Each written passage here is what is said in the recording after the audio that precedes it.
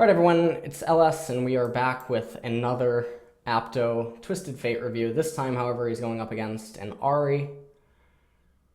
So we shall see how this matchup ends up panning out. We're just going to skip into the game. He gets boots and 4 potions, values the mobility against Ahri's Q, and the fact that the lane can be won differently and doesn't necessarily need outright trades with Doran's Ring. Additionally, this is also a matchup where Ahri can have a lot of difficulty containing Twisted Fate. If Twisted Fate can manage to get ahead and accelerate to 6 nicely, depending on what happens around levels 3, 4, 5, and 6. And then sometimes there's also the option to go for the Lucidity Boot first item before you would use your summoners and your ultimate, and then that obviously enables a lot more pressure to occur. So Boots Tier 1 has a lot of potential routes that it can take, and against Ahri it's not that bad. Yeah. Starts W, just waiting inside of the brush to see if anything ends up happening. Minions are about to spawn. The other thing that's different in this game is that he has a lot more utility in the later stages, primarily because of the Kog'Maw, Braum, Elise, and Galio. There's a lot of potential for scaling and making use of split push dynamics.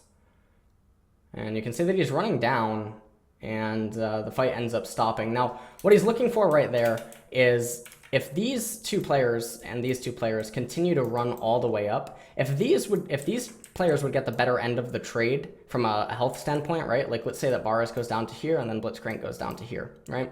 And let's say that Kog'Maw goes down to a sliver of HP, and so does Braum. Apdo might actually just be able to show up and get the double kill, and some people might look at that like, oh, it's bad, but the reality of the situation is that Braum could then actually recall and then give Kog'Maw solo XP, and by the time Apdo actually gets back into mid lane, he is down a little bit, but I think that it's completely outweighed by the advantage that he gives to Kog'Maw. So I think that's all that he's really looking for, and he just continues to pay attention to the fight. The only thing that is super important that you could be looking for beyond when he turns around would just be, is there any summoner spell usage? He uses red card just to poker, and also note the location that he throws the card from. The only minion that would end up aggroing him would be melee minions, but then that's very easy to break away from, so it's not like he's going to take worse end of the trade. Testing Ahri right here, because even this right here, when he goes in for the auto attack, I think that all that he's doing right now is evaluating exactly what is going on. You can notice that he keeps softening up the front minion, and this is because if Ahri wants to continuously keep autoing these two, then she only has one real trajectory for her Q. She can either walk up to here, because Apdo is never going to let her get to here, or basically go beyond this line. And so she only has a few trajectories with her Q. She can either hit the Q like this, or she can hit it like this, or she can hit it like this, or, she can do any of those. So when Apdo positions himself down in just a second, he knows that if he puts Ahri beyond that halfway point, or that line, that the lane is really brutal for her because of what he can do with it, following up the auto attacks. So basically Ahri is playing this kind of weird. She ends up tethering the Q. He ends up missing 2 CS, a little bit of a mistake, and now Ahri continues to just throw in the Qs, but you can already see what's basically happening. He manipulated it in a way that Ahri was able to apply damage to the back spellcaster minions, and then even though Apdo is still going to get this CS, the lane is again pushing into Apdo, who has the gold card available to him, and that means that the enemy laner is going to have to respect any sort of a gank that could come their way. And you can see that, right there, Apdo should never actually be able to get this auto attack off. This is an error by Ahri. That auto attack onto this minion is irrelevant. Ahri should have actually continued to move forward, and then as Apdo goes for this auto attack, knowing that his W is still on cooldown, you can actually auto him, because if he stands still to reciprocate an auto, it's going to be counteracted by the fact that you have multiple minions available to you, and the fact that Apdo would probably end up missing out on this CS. So the Ahri is making a lot of blunders in terms of movement. Apdo throws a red card. That's obviously a mistake as well. Yeah, and Ahri auto attacks him again, and then you can see what actually ends up happening is that the minions that get aggroed onto her is not beneficial for her lane.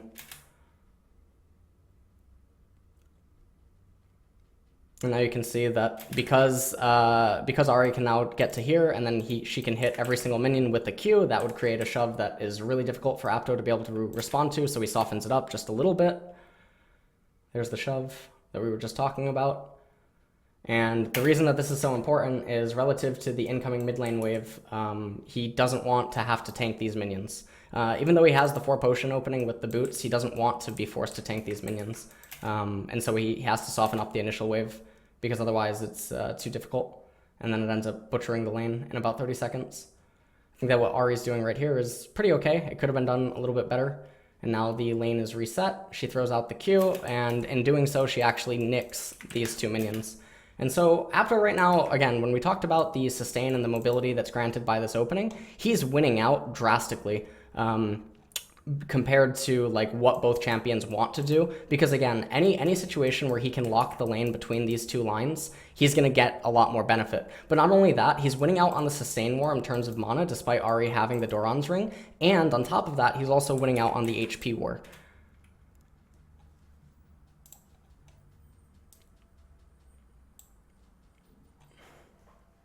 Right there, quick peek at tab, probably just see how lanes are going. And all that you have to do right here is you'll notice, okay, well, if Apdo wants to lock the lane, why does he start hitting the big minion? Why does he hit the big cannon minion? Well, take a look at something. Do you see how this cannon's HP is already lower than this one because of how the minion's aggroed? He already knows from this immediate point that he can't get any benefit anymore. And now that Ahri is going on cooldown, Apdo has control of the lane.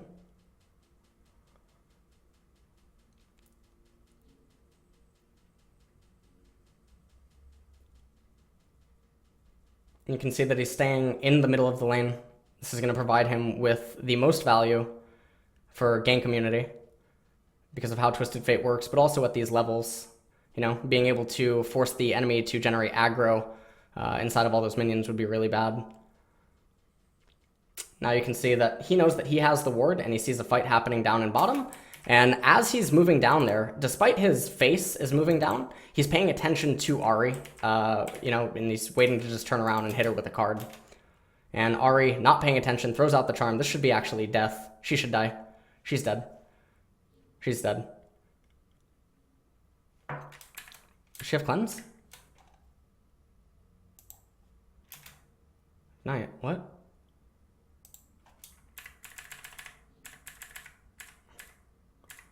Oh, Thunderlord's on cooldown. Wait. Auto. Auto. Auto. Gold. Flash Gold Ignite.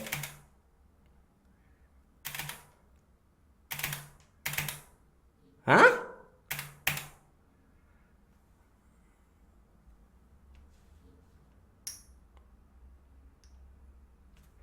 I mean, it's a mistake. She's dead. She was dead. Maybe he forgot that she doesn't have cleanse? Or, like, the only other thing I'm thinking, or that I can think, is that he doesn't want to use it here because the value isn't enough. Or he's thinking that he can kill her without having to use it. But I don't totally understand. I really think he thought that she had cleanse because it's Twisted Fate Elise. That was really strange. Let's just look at that one more time. Yeah, auto. Auto. Gold Q Ignite Auto. He can even get 2 autos off from that range. If he did it instantly. Because even though she has the potion ticking, that would not matter. And you can see that he actually times the flash, but still really weird play. You would have to actually ask him, like, what is his thought process? Because the only thing that I can think is he doesn't feel like he wants to use summoners because he can get more value out of it when he has his ulti. That's the only thing I can think of. And that might be a legitimate thought process because that's something that I talk about all the time. But I would feel like this lane dynamic, you know, it's one that you can just blitz around the map. And I feel like, I don't know, it's really strange. We'll have to see what his recall is. He might legitimately just be valuing the summoners available to him on his recall. Now he's coming for a ward.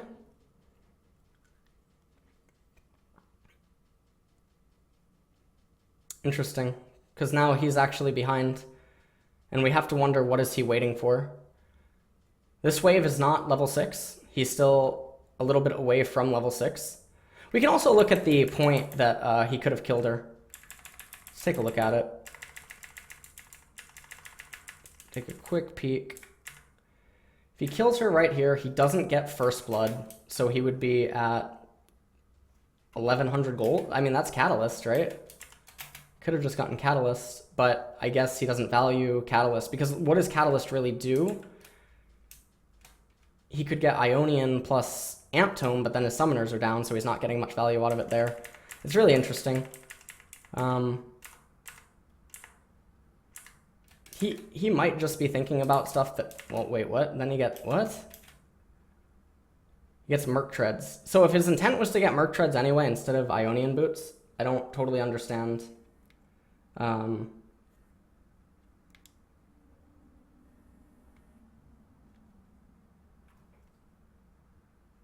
on. Hold on. I have to pause. Hold on, something is wrong. Wait, I have to pause. Give me 1 second, guys. What's wrong? What's wrong?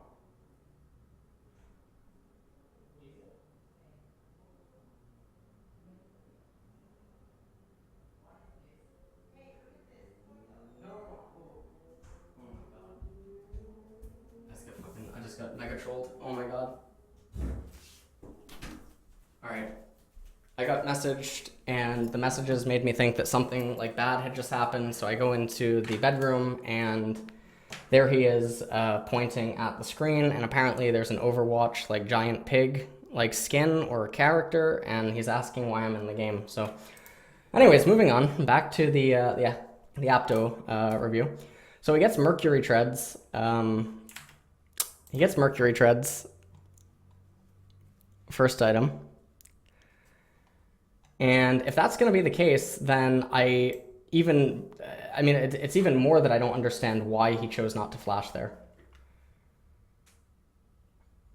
He gets the gold card, and because he has ultimate available to him right now, he shouldn't really care about if the lane freezes or anything. He probably just wants to trade advantageously relative to mana trades. Now he's looking for some wards. And he just wants to constantly establish lane pressure. Because the other thing that you can look at here is Ahri, you'll notice, still hasn't recalled. And so he can be a lot more careless, I guess, with his trades.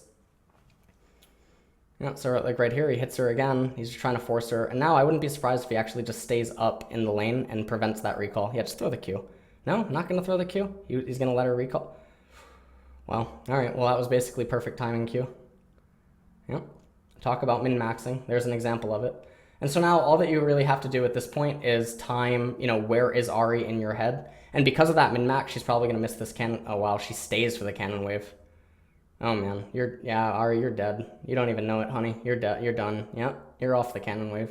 Feels bad, man. Now, pay attention that Lee Sin's coming. Apdo might look for outplay. What level is Lee Sin? Yeah, I'm just going to hold. Oh, he actually just locks the... But the other problem is that even though he managed to do this, Ahri came up and got the wave. Something that most people probably aren't noticing is that she shared XP with Lee Sin. Apdo's already level 7, Ahri's level 6. So he is completely pile driving Ahri into the ground right now. Lee Sin's going to stay here so that, the lane doesn't get wasted anymore. And now he's going to recall. And the reason that he can recall right here so disrespectfully in front of Lee is because if Lee Sin wants to try to interrupt, then it might cost him to lose some CS, and that's a trade that Apdo is definitely willing to take. So Ahri is going to be back in the lane, I think in like 5 seconds, depending on if she got boots. She should show up right at the turret as these minions collide into it. Yeah, there it is. So all that he's doing right now is he's keeping it in his mind exactly where Ahri is.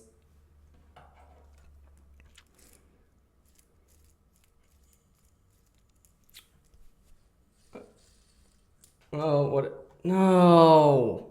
No, Baskin Robbins. No. God. All right. All right. So now he's coming back to the lane, and he goes for the Blasting Wand instead of the Catalyst of Aeons, and that's because you don't need the Catalyst of Aeons in the Ahri matchup when you're already ahead, like when you're really far ahead. Like, so earlier when we talked about the Catalyst of Aeons, right, that he could have gotten it off a recall, like really what would that have done without him having Summoners, right? He doesn't really need to play a Sustain War at that point because he's already ahead. So then what does he end up getting? Blasting, and he already has Boots, so what does he get? Like Blasting plus Ruby or Blasting plus Sapphire? I mean, I guess that's probably the best buy that he could have gotten at that point in the game. He still hasn't used his ultimate yet. He's trying to keep the lane pushed in. He's abusing his blue buff advantage because he knows that Ahri can't keep up with it. He's trying to escort the minions into the turret, forcing Ahri to use spells. He almost has an entire level over Ahri. And for some reason, Elise keeps spam pinging Apdo. And Apdo goes on to Varus. This is another example of him not being greedy. I'm pretty sure that he could have pressed on and killed Lee Sin. He could have gotten a double kill for himself. It would have come at the cost of Kog'Maw's life. And now he runs immediately back up into mid lane. And also probably would have came at the cost of a sum. He hits the Scuttle Crab, but realizes that he's missing out on experience in mid lane. He manages to get there. I think he picked up both. Now he's going to shove in the lane again, because again, he knows that Ahri doesn't have blue buff. He also sees Lee Sin is moving Elise is moving over onto the left-hand side. They could have actually made a play against Ahri's blue. They could have looked to steal it, because you know that that's going to be Lee Sin's next immediate route after he showed bottom, and bottom lane just had all that chaos. Apdo doesn't have anything in mind to try to go for a play against it, even though Elise was in position. So Ahri's going to come back into vision. Yep, there she is. And Apdo just tried to get as much turret damage down as possible, because Ahri can't really keep up with Twisted Fate early on. And now here comes the roam, and they can probably know that this roam is relatively safe for quite a few reasons. So Apdo knows that Lee Sin was just bottom and he was gutted, right? The amount of time with his involvement in bottom lane, plus the fact that you know that he immediately went over to the blue to give it to Ahri, and the fact that you know that Ahri was busy trying to deal with midwave and that she's already so stunted as is, it's unlikely that there's actually going to be a warden here, and it's even more unlikely that there's a warden setup here. So Apdo knows that he can get away with this, and because he has summoner spells, this is it's making it a relatively fine roam. Bottom lane's actually too far up. So let me show you something really quick.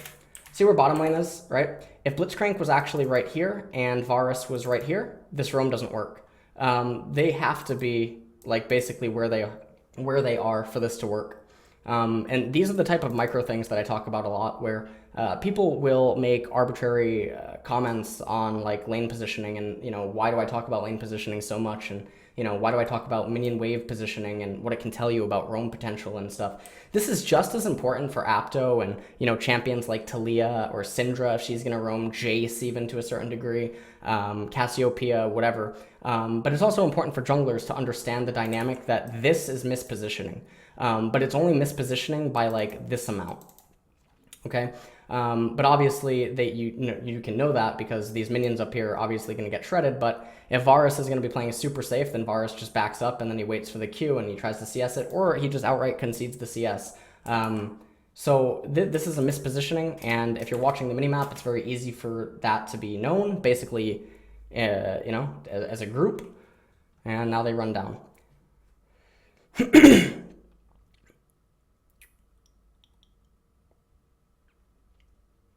Kled ends up following up with the TP, and now Kled's going to die as well.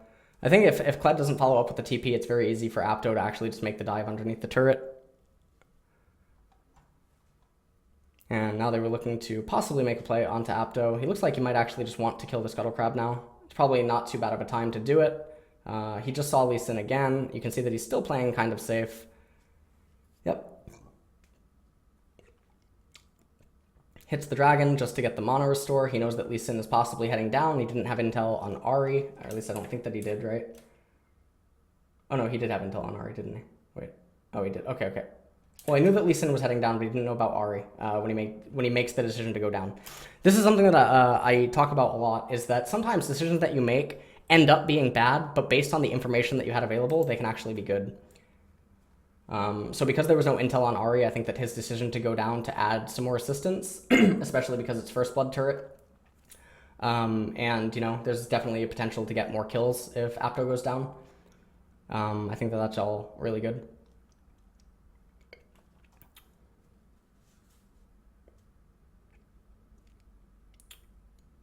Yeah. So now he's just trying to do what he can. This Ahri is actually not playing very well. Given the fact that it was very obvious that Apdo was going to want all of the minions, there's no reason, especially with her having blue buff, and the reality of knowing that Elise is not going to immediately come gank you.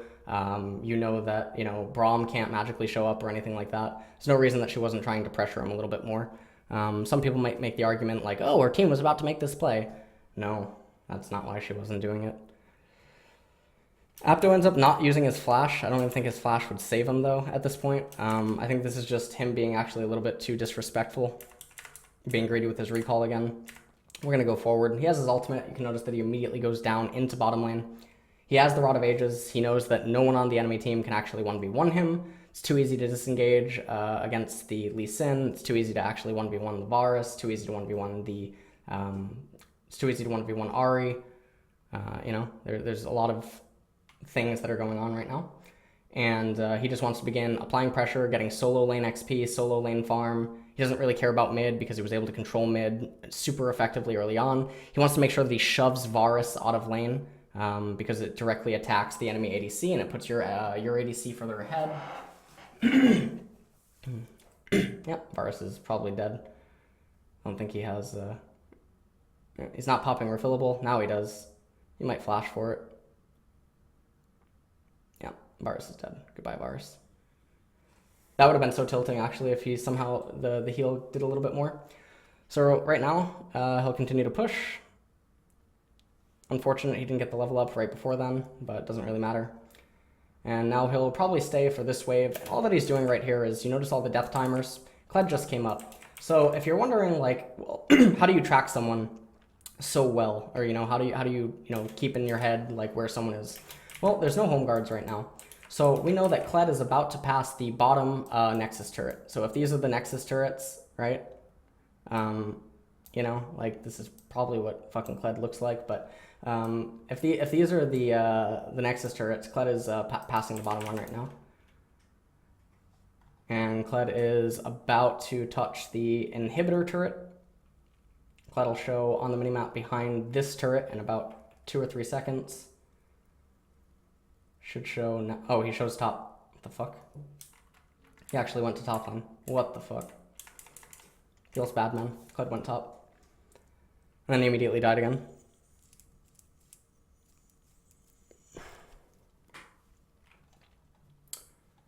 Okay, so now Apdo continues to go down into bottom lane, and you can see that he wasn't greeting as much as he was in the previous game that we just reviewed. You know, for the Lich Bane. And so now, because he doesn't have the Lich Bane, let's talk about the situation that is occurring. So we know that Baron is going to be coming up in about 4 minutes, all right? And now if Apdo is in bottom lane, he doesn't even have Sheen, right? He just has the Aether Wisp. And he has the Blasting Wand because he knows that the value from Sheen isn't really that much right now. Yes, it gives him the CDR, but the CDR doesn't matter because his ultimate's already on cooldown. So he's looking to maximize the value of his Q and his W and his E.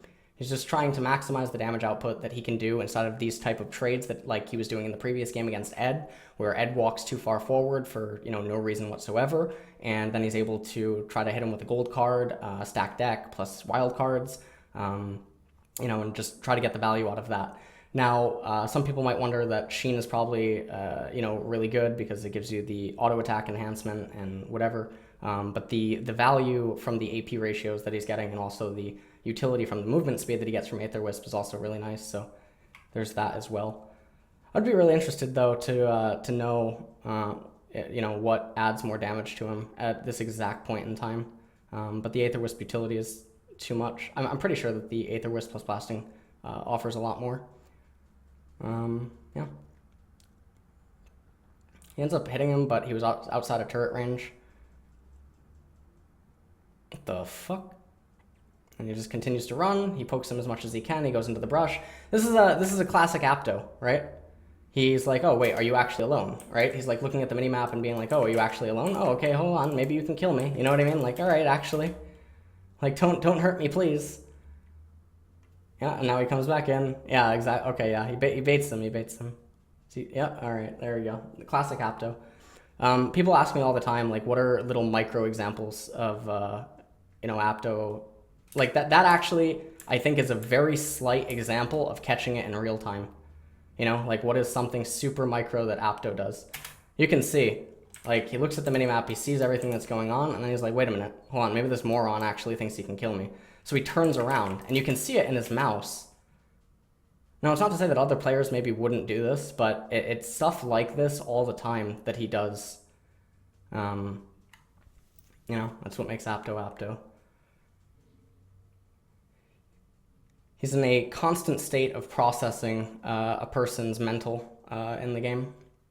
And he makes a lot of decisions that are illogical based on what he thinks the person's reaction is likely to be. And a very high percentage of the time, he's right. I mean, that's not all that he does, obviously. He does stuff that is obviously very sound and solid, but sometimes he does stuff like this.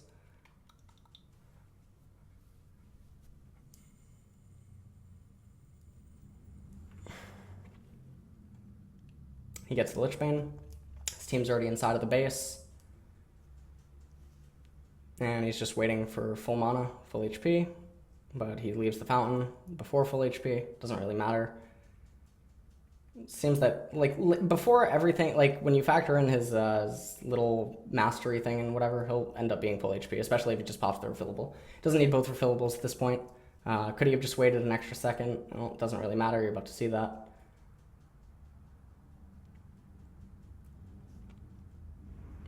And he's killing the Scuttle Crab, because why not? He's waiting for the wave to get shoved into him by Kled. And I think he also just wants level 13. He could have probably hit the fruit plant right there. You can see that by bottom lane positioning, he wouldn't have actually missed out on too much. Now he's back at full HP. And now, as he begins to CS this, all that he's probably thinking about is, how do I split push this? How do I maximize, split push value? And the only thing that he has to really be careful of is like a Kled ultimate, So he's playing this as safe as possible. He's playing around his vision. Probably come here, pop a Warden here. Or he just moves through it. All right, so now he has a feeling that they're not on it. Or maybe he heard that. I don't know. I don't know if the lol sound would go that far. His teammates are on Herald, and now you see that he's backing up. This is a really good example of split push, and as Kled comes back in, he goes back into range. And he's really just tethering the range, because he knows that if the other four, right, stay at, X range, right? Let's use an arbitrary number. Let's say 1200 range, right? Champion vision, and then 1200 range. So his teammates here, right? Apdo's teammates, Team B, and then you have Team A. So if Apdo can actually assert enough pressure against Kled, then there's a time bomb. And what ends up happening is this goes up 100, they go back 100. This team then goes back 100, this team goes up 100. And it's this constant tug of war where they're basically saying, if you don't try to fight us, then, all right, well, Blitzcrank letting us know. He's letting us know, Apdo, will you take my heart? He's trying to, like, propose to him. Apdo's saying he's not having it. But that's basically the question that Apdo's asking them right now, is can you deal with me? And if the answer is no, well, then you have to make up your decision. And basically what he's trying to get them to do is commit to a fight, right, 4v4, in which case Apdo can gold card Kled and run away and then ulti to the fight, or he's trying to force Kled to TP to his team, and then Apdo's teammates back up, and Apdo gets the turret. It's a really, really, really standard elementary split push. And I think that's going to be the game. They used the Rift Herald.